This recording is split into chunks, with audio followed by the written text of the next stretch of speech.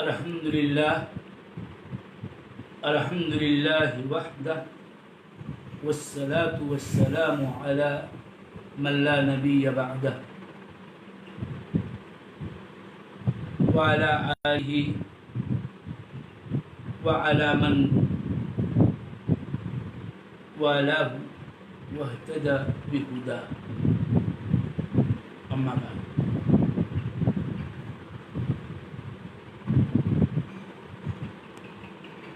عقیدہ واسطیہ کے دروس میں یہ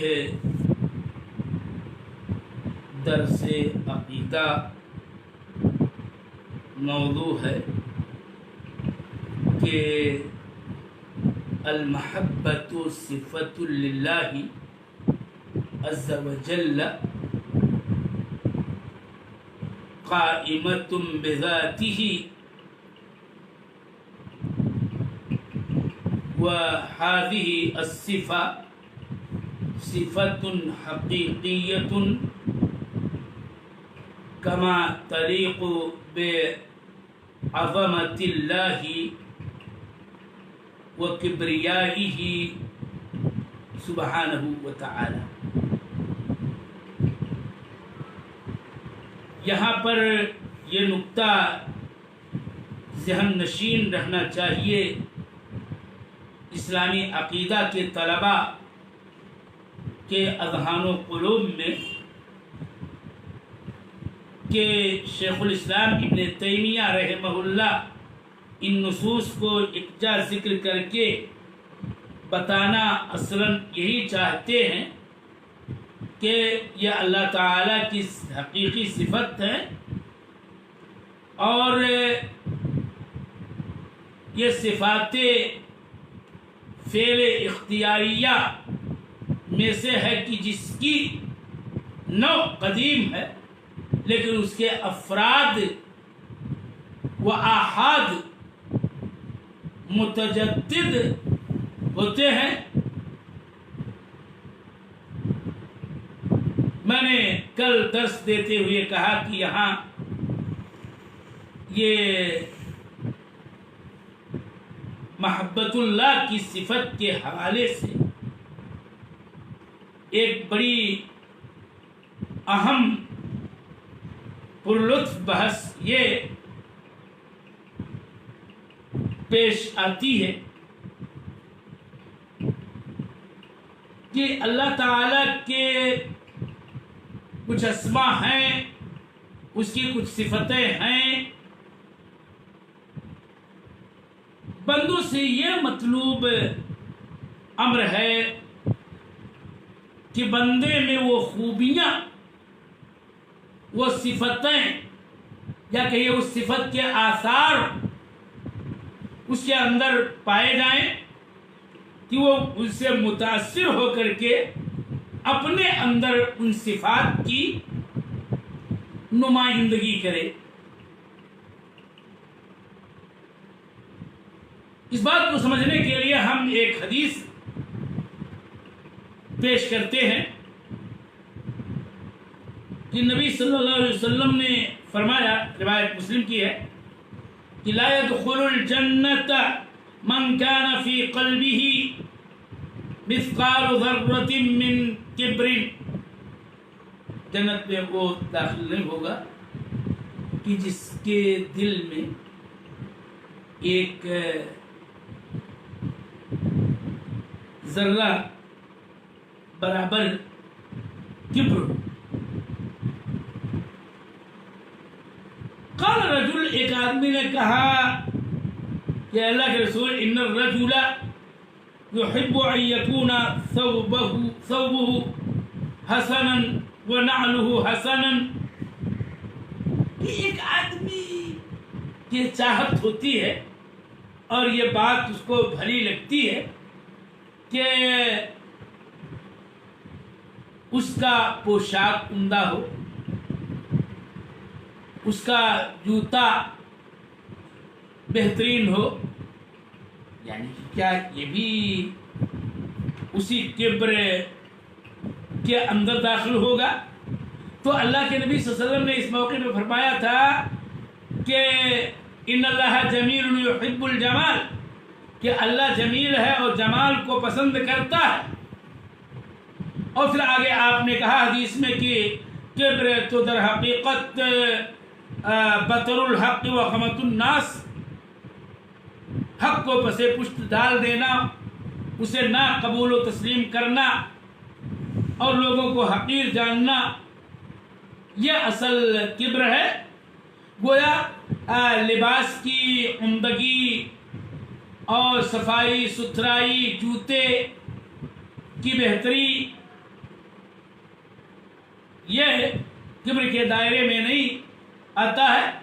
اور یہ بات معلوم ہوئی کہ گویا اللہ جمیل ہے اور جمال کو پسند کرتا ہے، تو اللہ تعالیٰ کے اسم کریم جمیل کا پرتو گویا انسان کے اندر آنا چاہیے والی بات۔ اور یہی سے ایک مسئلہ یہ پیدا ہوتا ہے کہ اس سلسلے میں کیا درست اور صحیح نقطۂ نظر ہے۔ تو یاد رہے کہ اگر اس مسئلے پر غور و تأمل کیا جائے تو بات یہ سمجھ میں آتی ہے کہ الناس فی ذالک بین جاف وغال ومنهم من هم على الوسطیۃ والاستقامہ،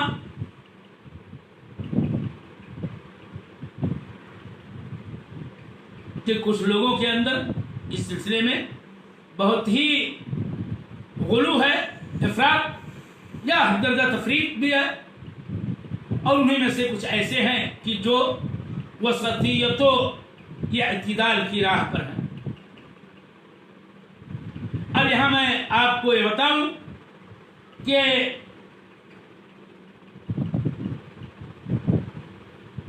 اہل السنہ والجماعہ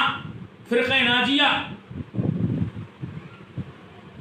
جن کے اعتقاد میں، جن کے ایمان میں، جن کے اعمال میں، جن کے اخلاق میں، جن کے تمام تر امور دین میں اصل وسطیت ہے، کہ ہؤلاء هم اہل السنہ الذین هم وسط بین الفرق،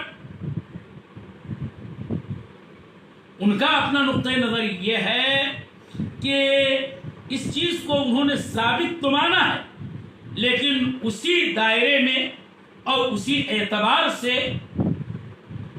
جیسا کہ نصوص میں وارد ہے، جیسے کہ ابھی ایک حدیث میں نے پیش کی۔ جبکہ اہل فلسفہ اور اسی طرح سے صوفیہ، ملحدین بسا اوقات اس سلسلے میں یوں کہتے ہیں کہ اصل فلسفہ اور اعلیٰ ترین حکمت یہ ہے کہ انسان اللہ تعالیٰ کی صفات کے سانچے میں اپنے آپ کو گویا ڈھال لے، یعنی التخلق بصفات اللہ، یہی اصل حکمت، یہی اصل فلسفہ اور یہی اعلیٰ درجے کی چیز ہے۔ خواہ وہ جمال والی بات ہو، چاہے وہ جلال والی بات ہو، خواہ وہ کمال والی بات ہو، حتیٰ کہ خواہ ربوبیت والی چیزیں ہوں یا الوہیت والی چیزیں ہوں،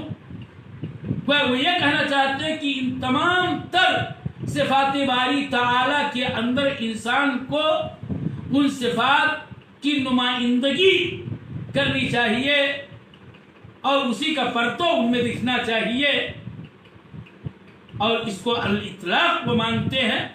اور یہی سے ان کو ٹھوکر کیوں لگی کہ صوفیہ غلال گمراہ صوفیہ کہ یہاں فنا فی اللہ، تصور شیخ، اور پھر آگے بڑھ کر کے اتحاد و حلول والی ساری باتیں पाई गई हैं जो सूफिया के यहाँ बहुत ही मशहूर معروف ساری چیزیں ہیں. میں اس بحث میں مکمل طور پر نہیں گھسنا چاہتا ہوں اور طلبہ کو یہ جاننا چاہیے کہ صوفیت بذات خود ایک حدم الشریعہ پر مبنی نظریہ ہے اور ان کے ہاں گمراہیوں کی بڑی کثرت ہے. ضلالت اور زیغ انحراف حد درجہ ان کے ہاں پایا جاتا ہے اور ان کی اس کے لیے اپنی اصطلاحات ہیں. تو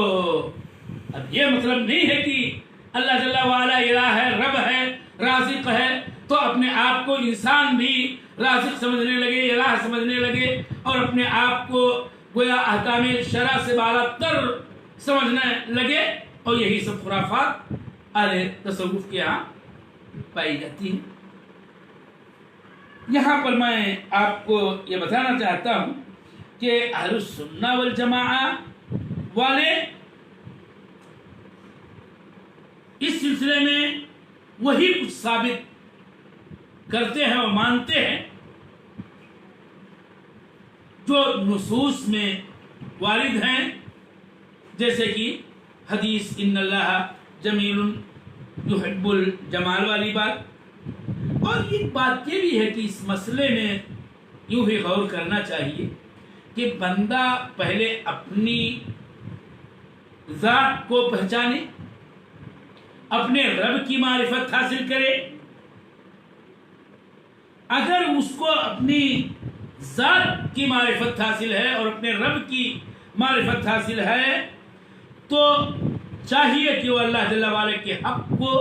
پہچانے، اس کی صفات کو جانے اور یہ بات جانے کہ اللہ جل وعلا کہ وہ کون سے حقوق ہیں، اس کی کون سی وہ صفتیں ہیں کہ جن میں اس کا کوئی شریک و سہیم کسی اعتبار سے نہیں ہے اور نہ وہاں کسی نوع کی مضاحات والی بات آنی چاہیے. اور اسی طرح سے اس کو یہ بات بھی جاننی چاہیے کہ اللہ تعالیٰ کے وہ کون سے صفات ہیں کہ جن میں اللہ جل وعلا خود یہ محبت کرتا ہے کہ اس کے آثار یا اثرات کی نمائندگی ان میں ہو، جیسے کہ احسان اللہ جل وعلا کا اس محسن. تو یہاں پر یہ بات ہے کہ اللہ تعالیٰ کے بندوں میں بھی اللہ جل وعلا کے اس میں محسن کے اثرات کی نمائندگی ہونی چاہیے کہ وہ ان چیزوں میں جو ان کے دائرے کی ہے ان میں احسان کریں، بھلائی کریں. اور یہ چیز اللہ تعالیٰ کو پسند ہے اور اسی لیے تو اللہ تعالیٰ نے یوں بھی کہا کہ وَأَحْسِنُوا إِنَّ اللَّهَ يُحِبُّ الْمُحْسِنِينَ. لہذا احسان کا اثر بندوں کے اندر پایا جائے اور اس کی نمائندگی اور اس کی بجا آوری اور اس امر کی اطاعت اور اس کا انقیاد کرتے ہوئے